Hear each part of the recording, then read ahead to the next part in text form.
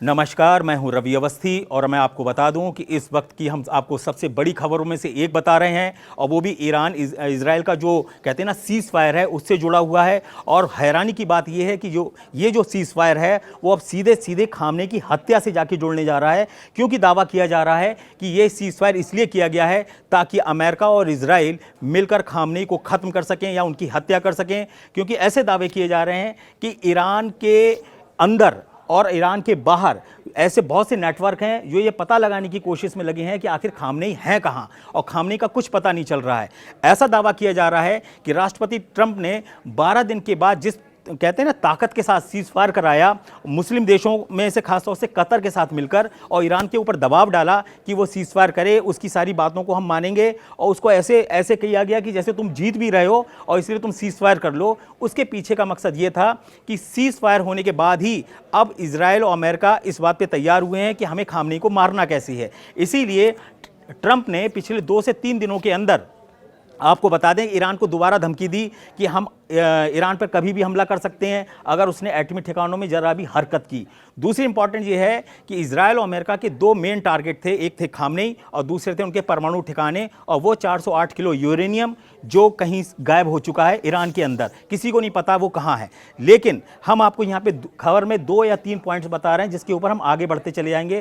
पहली बात आप ये समझ लीजिए कि खामनेई को हर हालत में इजराइल और अमेरिका मिलकर क्यों मारना चाहते हैं। दूसरा, इतने आनन फानन में 12 दिन के बाद जो इजराइल कहता था कि हम कभी सीज़फायर करेंगे नहीं, उसने 12 दिन के बाद ही सीज़फायर तुरंत क्यों मान लिया, और क्यों ट्रंप ने कहा कि अब आप आराम से अलग अलग रहिए, आप लोगों को कोई चिंता की बात नहीं है। लेकिन इस सीज़फायर के पीछे पश्चिमी मीडिया की खबरों में ये दावा किया जा रहा है कि सीज़फायर इसलिए किया गया है ताकि अब खामनेई के ऊपर फोकस करके उनको मारा जा सके। अगर खामनेई का सफाया ईरान से हो जाएगा, उनके रेजिम यानी कि उनके शासन का अंत हो जाएगा, उनसे जुड़े हुए जनरलों को मार दिया जाएगा, तो पूरी तरीके से ईरान पर इजराइल और अमेरिका का कंट्रोल हो जाएगा और वो जिसे चाहेंगे अपना उसको सत्ता में बैठा सकते हैं। अब यहाँ पे हम आपको 2 या 3 चीज़ें बता दें। सबसे इंपॉर्टेंट टास्क जो है वो इजराइल और अमेरिका के सामने ये है कि आखिर खामनेई है कहाँ। खामनेई के बारे में किसी को एग्जैक्ट नहीं पता है कि वो कहाँ है, लेकिन कुछ खबरों में बताया गया है कि शायद बुशर न्यूक्लियर प्लांट, या जिसको एटमी ठिकाना कहते हैं ईरान के अंदर,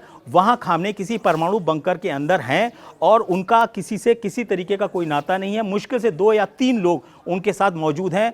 और बुशर एटमी ठिकाना एक ऐसा ठिकाना है खामनेई के हिसाब से जहां अमेरिका और इजराइल चाहकर भी हमला नहीं करेंगे, क्योंकि बुशर न्यूक्लियर प्लांट या एटमी ठिकाने पर रूस के 100 से 150 एक्सपर्ट्स और वैज्ञानिक मौजूद हैं और ऐसे हालात में वो वहाँ पर बम्बारमेंट नहीं कर सकता है, ना ही मोसाद इजराइल का वहाँ जाके कोई खामनेई के खिलाफ ऑपरेशन चला सकता है या उनको मार सकता है। लेकिन ये तय है कि बुशर एटमी जो प्लांट है उसके ऊपर पूरी दुनिया का जो कहते हैं ना फोकस हो चुका है। इसमें एक इंपॉर्टेंट बात यह है कि सीज फायर और खामनेई की हत्या, क्या ये एक तरीके की डील है? क्या इजराइल ने और इजराइल ने और अमेरिका ने मिलकर खामनेई की हत्या के लिए ये कोई डील की है कि हम सीज फायर तभी तक मानेंगे जब तक कि खामनेई का ऑपरेशन पूरा नहीं हो जाता? यानी कि इजराइल ने ये कहीं ना कहीं बोला है या ट्रंप को के संग डील की है कि एक काम करिए, हम सीज फायर को तैयार हो जाएंगे, लेकिन ये बड़ा इंपॉर्टेंट होगा कि खामनेई को हर हालत में मारना होगा। इसीलिए बोला जा रहा है कि मोसाद के जो एजेंट्स हैं उसको ईरान बड़ी तेज़ी से चुन चुन कर पकड़ रहा है, उनको मार भी रहा है, उनको फांसी पे भी लटका रहा है। कल तक की और आज तक की जो रिपोर्ट्स हैं उसमें अब क्लियर हो रहा है कि 710 से ज़्यादा जासूस पकड़े जा चुके हैं, जिनमें से 3 को ईरानी सरकार ने फांसी की सज़ा सुना दी है और शायद वो मार भी दिए गए होंगे, ऐसी खबरें हैं। इसमें आपको हम 2-3 चीज़ें बड़ी इंपॉर्टेंट बता दें जो जानना बहुत ज़रूरी है कि खामनेई इजराइल के लिए और अमेरिका के लिए इतने खतरनाक क्यों बन गए हैं, जबकि वो उम्र के आखिरी पड़ाव में हैं, 86 साल के हैं, और उसके बावजूद वो लोग उन्हीं से सबसे ज़्यादा खौफ खा रहे हैं। एक्चुअली में क्या है, 36 साल से खामनेई का शासन ईरान में चल रहा है। वहाँ की IRGC जो सीधे सीधे खामनेई को रिपोर्ट करती है वो सेना है और ईरानी सेना है। इस सब पे पूरी तरीके से खामनेई का कंट्रोल है। यही वजह है कि इजराइल को, अमेरिका को समझ में नहीं आ रहा है कि खामनेई के खिलाफ बगावत वहाँ क्यों नहीं हो रही है, क्योंकि इस खामनेई का हर टॉप जो कहते हैं ना शासन जो है वो हर चीज़ पे इतना मजबूत है कि ये इनका मोसाद और शिनबेत जैसी जो खुफिया एजेंसी हैं या CIA है, ये सब फेल हो चुकी हैं। एक इंपॉर्टेंट बस इसमें चीज़ और जुड़ती है जो खामनेई के पक्ष में जाती है, वो है रूस का साथ। रूस ने जिस तरीके से खामनेई को मारने के लिए सख्त मना किया था जब वॉर चल रही थी। 13 जून को जब अटैक किया उसके बाद ये बोला गया कि हम खामनेई को बहुत जल्द मार देंगे। और उस वक्त तो इजराइल के प्रधानमंत्री नेतन्याहू और रक्षा मंत्री इजराइल काट्स ने डंके की चोट पर दावा किया था कि हमें पता है कि खामनेई कहाँ छिपे हैं, हम जब चाहें उनको मार दें। लेकिन वो मार नहीं पाए क्योंकि रशिया बीच में आ गया। उसके बाद से 17 तारीख के बाद से पता ही नहीं चल रहा है कि खामनेई है कहाँ। एक इंपॉर्टेंट चीज़ और है कि आज ही इजराइल के रक्षा मंत्री इजराइल काट्स ने एक बहुत धमाकेदार बयान दिया है, वो भी खामनेई की हत्या से जुड़ा हुआ। इजराइल काट्स ने बोला है कि हम चाहते थे कि हम खामनेई को मार दें, लेकिन अफसोस है कि हम उनकी लोकेशन को ट्रेस नहीं कर पाए, हमें उनके ठिकाने का पता नहीं चला और हम खामनेई को नहीं मार पाए। लेकिन उन्होंने अपने इरादे जताए हैं कि खामनेई को हम छोड़ने वाले नहीं हैं, क्योंकि उनको लगता है कि पूरा का पूरा मास्टरमाइंड जो है वो खामनेई है और कोई नहीं है। इसीलिए एक सीज फायर का खेल खेला गया ताकि पहले युद्ध को कंट्रोल किया जाए। युद्ध के कंट्रोल करने से यह फायदा हुआ कि जो इजराइल 17 जून के बाद से अपने आप को बचाने में लगा था इजराइल की मिसाइलों से, क्योंकि इजराइल की जो ईरान की मिसाइलों से, क्योंकि ईरान की जो मिसाइलें थीं वो दनदनाती हुई हाइफा, तेल अवीव और शेवा जैसे इलाकों पर जिस तरीके से गिर रही थी, उसको तबाह कर रही थी, उससे नेतन्याहू बौखला गए थे। ट्रंप को समझ में नहीं आ रहा था कि इतना खतरनाक बैलिस्टिक हाइपरसोनिक मिसाइलों से लगभग 1500 से 2000 किलोमीटर की दूरी से ईरान ने हमला कर कैसे दिया और इनके कहते हैं ना आयरन डोम और एयर डिफेंस को कैसे तबाह कर दिया। इसी चक्कर में क्या हुआ, खामनेई को बचने का मौका मिला और वो छिप गए। अब उनको समझ में आया कि अब तो हमारे हाथ से खामनेई निकल गया, अब क्या करें, और इधर हमको मिसाइलें भी मार रहे हैं और रोकने वाला कोई नहीं है। ऑर्डर कौन देगा खामनेई के अलावा कि भाई आप मिसाइल हमले मत करो। उनको लगा कि वो तो अपना साइन करके चले गए होंगे कि इस तारीख तक, इतने वक्त तक जब तक मिसाइलें रहें दागते रहो, तो वो तो रुकने वाली नहीं थी। IRGC और उनकी मिसाइल ब्रिगेड वो लगातार हमले करते जा रहे थे। अब उनके सामने चैलेंज था, हम क्या करें। उसके लिए आए, उन्होंने यूज़ किया अब्बास अगारची को, जो विदेश मंत्री हैं ईरान की, और उनसे बोला कि देखिए आप लोग जीत रहे हो, आपने बहुत अच्छी से तबाही कर ली है। ट्रंप ने उन्हें एक ऐसे भ्रमजाल में फैलाया और उनसे बोला कि ये बड़ा ठीक मौका है, अगर आप सीज फायर कर लोगे तो आपका तेल भी बिक जाएगा आराम से, आपके चीन के साथ जो आपकी डील है वो भी पूरी हो जाएगी, रशिया के साथ जो आपकी न्यूक्लियर डील्स हैं वो भी हम पूरी होने देंगे, उसमें कोई आपत्ति नहीं आएगी। और इसी भ्रमजाल में डालकर ईरान से और इजराइल का सीज फायर कराया गया, ताकि सीज फायर के बाद अब पूरा फोकस खामनेई के ऊपर हो। इतना याद रखिए, अगर खामनेई को नुकसान पहुंचा दिया इजराइल और अमेरिका ने, तो आप ये मान के चलिए कि बुनियाद हिल जाएगी ईरानी शासन की, पूरी बुनियाद हिल जाएगा, पूरा सिस्टम हिल जाएगा, ये सबको पता है। और इसीलिए पूरा फोकस किया गया है खामनेई के ऊपर। अब इसमें 3 या 4 पॉइंट हैं कि खामनेई को ट्रेस करते करते आखिर ये कहाँ तक जाएंगे और किस लेवल तक जाएंगे। इनके लिए 2 चीज़ बड़ी इंपॉर्टेंट हैं। अगर खामनेई को मार देंगे तो इनका जो 408 केजी यूरेनियम है, जिससे बताया जाता है कि अगर वो 60% है उसको 90% संवर्धित किया जाएगा, तो कम से कम उससे 10 एटम बॉम्ब जो है कोई भी बना सकता है। अब आज ही बहुत बड़ी धमकी दी है। धमकी का बहाना क्या बनाया है, खामनेई की देखिए हत्या करने के लिए प्लान कैसे किया जा रहा है। पहली धमकी दी है अमेरिका और इजराइल दोनों ने मिलकर, और उसमें इजराइल काट्स ने भी बोला है कि आप तुरंत, ईरान से बोला है आप तुरंत अपना 408 केजी जो यूरेनियम आपने गायब किया है उसको तुरंत हमारे हवाले करिए। यानी कि हवाले का मतलब ये है कि अमेरिका को दीजिए या इजराइल को दीजिए। यानी कि यूरेनियम ईरान का है, संवर्धित यूरेनियम है, कहते हैं ना कच्चा माल बिल्कुल तैयार रखा है जिससे एटम बॉम्ब बन सकते हैं, उसको वो सीधा सीधा मांग रहे हैं। सीधा सीधा कह रहे हैं कि या तो इजराइल को दो या अमेरिका को दो। ऐसी धमकियां आज से शुरू हो चुकी हैं। इसके पीछे बेस बनाया गया है। बेस बनाने का मतलब क्या है कि अगर आप नहीं दोगे तो हम आपके ऊपर ऑपरेशन लॉन्च करेंगे, अगर लॉन्च करेंगे तो उसमें खामनेई मारे जाएंगे। अब खामनेई को मारने का जो सबसे बड़ा टारगेट है वो इजराइल के लिए इसलिए भी बड़ा इंपॉर्टेंट है कि अगर वो खामनेई को मार देंगे तो उनका जो न्यूक्लियर प्लांट है बुशर वाला, उसके ऊपर भी वो एक ऑपरेशन कर सकते हैं, क्योंकि अभी उनके पास भी ऐसे इनपुट्स हैं कि जो बुशर न्यूक्लियर प्लांट है उसमें कहीं ना कहीं खामनेई हो सकते हैं किसी बंकर के अंदर, क्योंकि वो बहुत बड़ा प्लांट है। और आपको हैरानी होगी कि उसके ऊपर ईरान ने, इजराइल ने और अमेरिका ने एक भी मिसाइल नहीं दागी है, और उसके 500 किलोमीटर के रेडियस में, कहते हैं ना, एक पटाखा तक नहीं फोड़ पाए हैं अमेरिका और इजराइल डर के मारे रशिया के।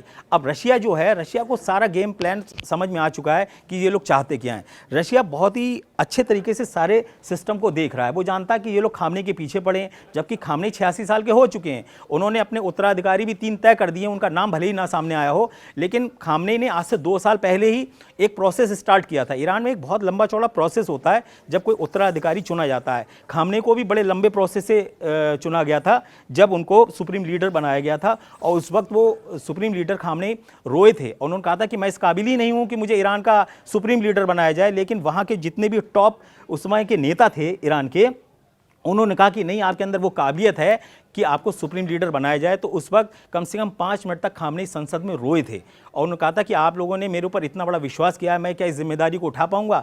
आज 36 साल के बाद पता चल रहा है कि जो खामनेई थे उन्होंने ईरान के, कहते हैं ना, रग रग में कैसे अपनी पकड़ बनाई है, कैसे फौज के अंदर पकड़ बनाई है। सबसे हैरानी की बात ये है कि इजराइल को लग रहा था कि 13 और 14 जून को जब उसने अटैक किए और जिस तरीके की बर्बादी हुई और जिस तरीके की तबाही हुई, जिस तरीके का, कहते हैं ना, नुकसान ईरान को हुआ, उनको लग रहा था कि खामनेई शायद घुटनों पर आ जाएंगे। 86 साल के इतना प्रेशर झेल नहीं पाएंगे जब उनको पता चलेगा कि उनके टॉप 30 कमांडर मारे गए हैं, जिसमें से 3 जो हैं वो शीर्ष जनरल हैं। शीर्ष जनरल का मतलब ये है कि IRGC के जो ब्रिगेडियर जनरल थे अली आमिर, वो मारे गए। इसके अलावा IRGC के जो प्रमुख थे मोहम्मद बाघेरी, वो मारे गए। कुर्द फोर्स में जो जनरल कानी थे उनको मारने की खबर आई थी, लेकिन बाद में वो जिंदा निकले। लेकिन इस तरीके से उन्होंने कर करके क्या किया, उनका कोई भी चीफ छोड़ा ही नहीं। उनको लगा कि खामनेई इससे डर जाएंगे और सीज़फायर होगा और हम उनसे अपनी डील कर लेंगे, लेकिन हो गया उल्टा।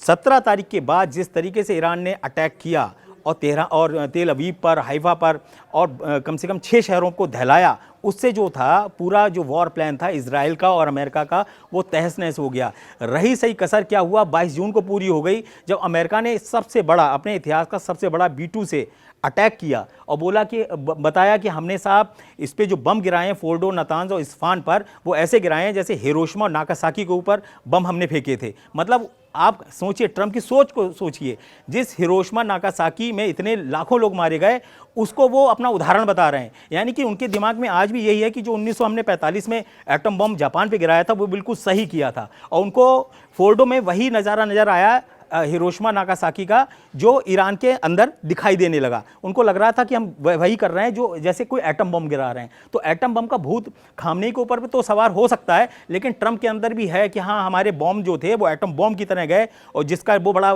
नाम लिया कि GU-57 जो है 14,000 kg का है, और जब वो फटता है तो कितने बड़े इलाके को तबाह कर देता है। 80 मीटर, 60 मीटर, 100 मीटर तक गहराई में मार करने वाला है। इस तरीके के उनने तरह तरह के दावे किए हैं। लेकिन ट्रंप की जुबान पर अगर ईरान भरोसा कर रहा है तो ये उसके लिए एक बहुत बड़ा थ्रेट है।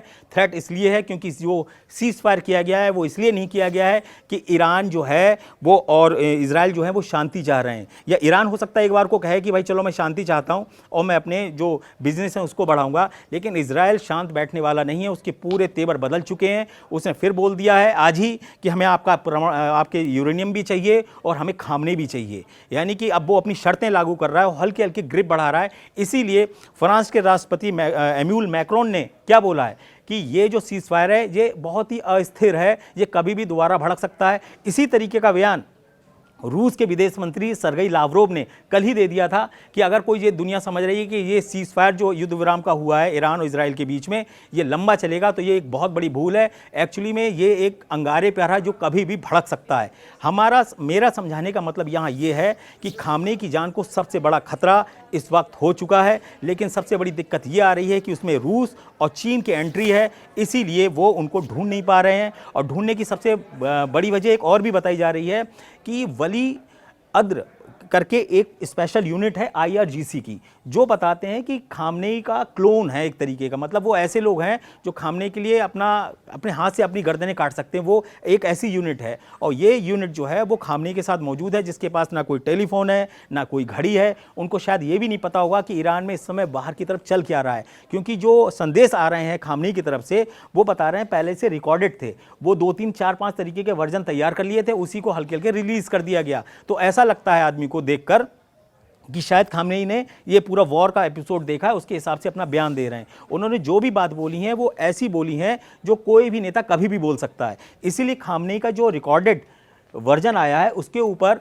जो अमेरिका और इजराइल हैं वो भरोसा नहीं कर रहे हैं कि खामनेई आम तौर पे सामने आएंगे। अब तो खबरें यहाँ तक हैं कि शायद खामनेई अभी जल्दी बाहर आने वाले नहीं हैं, अब जब तक कि ये खतरा पूरा टल नहीं जाता। अब हम आपको बता दें कि इसमें 3 या 4 चीज़ें आपने बड़ी इंपॉर्टेंट देखी होंगी कि जो बुशर प्लांट था और जो अटैक करने वाली बातें थी वो दोनों मैच कर रही हैं। मैच ये कर रही हैं कि अमेरिका उस पर अटैक नहीं कर पा रहा है और खामनेई वहाँ हो सकते हैं। तो ये दोनों जो चीज़ें हैं वो मिक्स हो रही हैं। इसीलिए बोला जा रहा है कि ये जो सीज़ फायर है ये ईरान के साथ एक बहुत बड़ा धोखा है, एक बहुत बड़ा ट्रैप है जिसमें अब ईरान फंस चुका है। अब देखना होगा कि ईरान जो सुप्रीम लीडर अली खामनेई हैं, क्या उनकी जान बचती है या फिर इजराइल और अमेरिका मिलकर इसके ऊपर कोई बड़ा एक्शन ले सकते हैं या उन्हें मार सकते हैं। क्योंकि ऐसे दावे हैं कि मोसाद पूरी तरीके से एक्टिव है और उसके 700 जासूस जो हैं वो बहुत ही निचले स्तर के लोग पकड़े गए हैं। जो टॉप लोग हैं सेना में, उसके बारे में ईरान को तो खुद ही नहीं पता है कि वहाँ हो क्या रहा है। ईरान को नहीं पता है कि उसके यहाँ किस किस फौज में, किस किस डिपार्टमेंट में कहाँ कौन सा नेता मोसाद का एजेंट बना बैठा हुआ है। कुल मिलाकर खामनेई तभी तक सुरक्षित हैं जब तक वो उनको रूस की शह मिल रही है या उनको कहते हैं ना उनका संरक्षण मिल रहा है।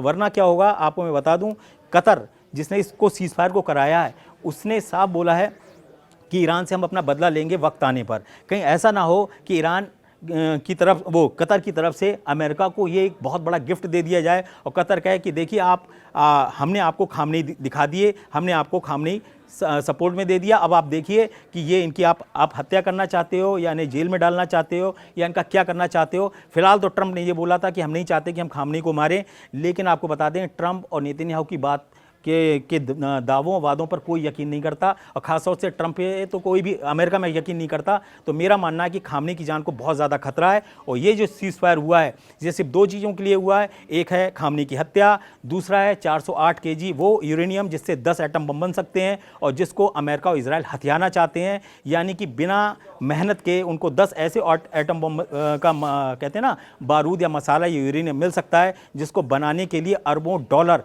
खर्च करने पड़ते हैं। कल मैं एक नए अपडेट के साथ आपके सामने हाजिर हूँगा और आपको बताऊँगा कि ये जो युद्ध है ईरान और इजराइल का वो ख़त्म नहीं हुआ है, वो दिखाने के लिए ख़त्म हुआ है, लेकिन अंदर जिस तरीके से जासूसी एजेंसियां काम कर रही हैं, जिस तरीके से फ़ौज अपने नए नए मिशन को तैयार कर रही है, वो आने वाले दिनों में एक भयानक युद्ध को आपको फिर देखना पड़ सकता है। नमस्कार।